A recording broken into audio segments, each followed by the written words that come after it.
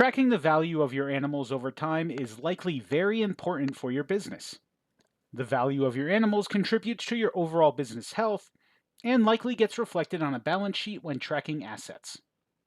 This value might increase or decrease based on many different factors, and tracking it over time can give you a good idea of the overall trajectory of your assets. Within FarmBright, you can update your animals to track their estimated values when they change, and add records for past values if you'd like to chart the changes over time. You'll find this value history on individual animal records, and we'll go over some reports for you to see summary data as well. Let's check it out.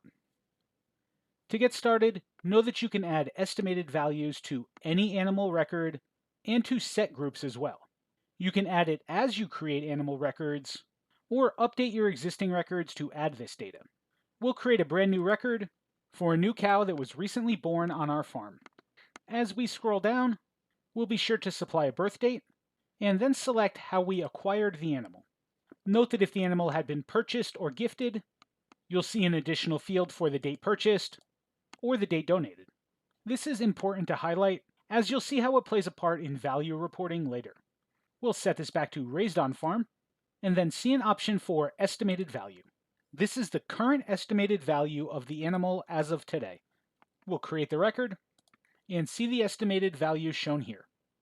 You'll also see a history button where you'll see a value history record and a chart of this animal's value over time. You can add as many of these records as you need over time, and you can also backdate them to establish a history. Now, we probably don't have many changes to make to this recently born animal, so let's go back to our animals list and select one of our older animals to then take a look at their history. The last time that we added a value to this animal was when we originally acquired it last year. We'll choose to add new record, and then add a new value as of today. Since this is the current value for the animal, we can check the box to update the current estimated value and save. You'll see the increase between these two dates automatically calculated, and the values plotted on the chart above. Now, of course, values can fluctuate over time, and maybe there were some ups and downs in the values over this time period. We can create additional records. Let's make one to start Q4 from last year. But in this case, we won't check the box to update the current estimated value, as we're adding historic and not current values. We'll add a scenario with a small downturn in value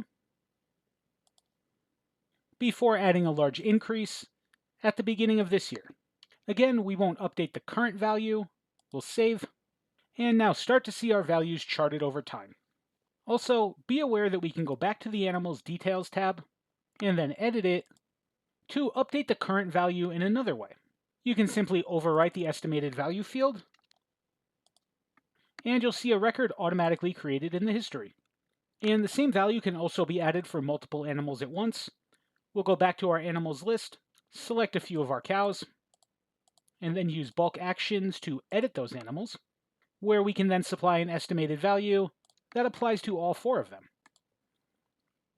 So whether you choose to do this individually or as a group, you can build history for the past values of your livestock to help see your assets grow. And of course, that'll be easier to see in some reports. So let's choose Livestock Reports and take a look at 2 reports that compile these values. We'll start with the Animal Value History, which shows you the values for all of your animals within a given date range. This lists every one of your individual animals with basic information about them, and then a starting value at the beginning of the range, and an ending value as well. The difference between the two is calculated, and the current estimated value is shown as well. While the current and ending value could sometimes be the same, if you're backdating the report to see a previous quarter or month, you'll always see the ending value as of the ending date, and the current value as well.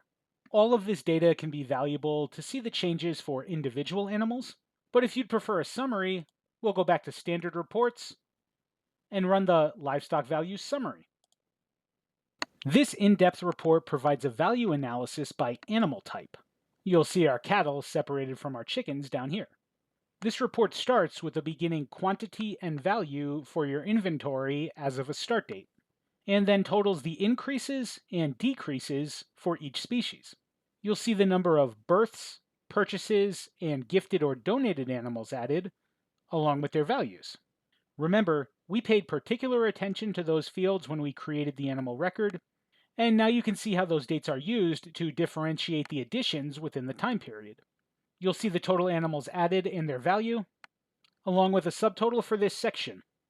You'll then see the decreases in value, which could be from sales or deaths or losses.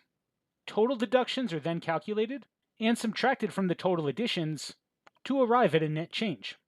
You'll then see the total ending inventory and value as of the end of the date range. If you're curious about any of the formulas or calculations used in this report, take a look at our Help Center article, as it'll dive a bit deeper with some examples. And that takes us through this feature and reports. Reach out to us if you have any questions about it.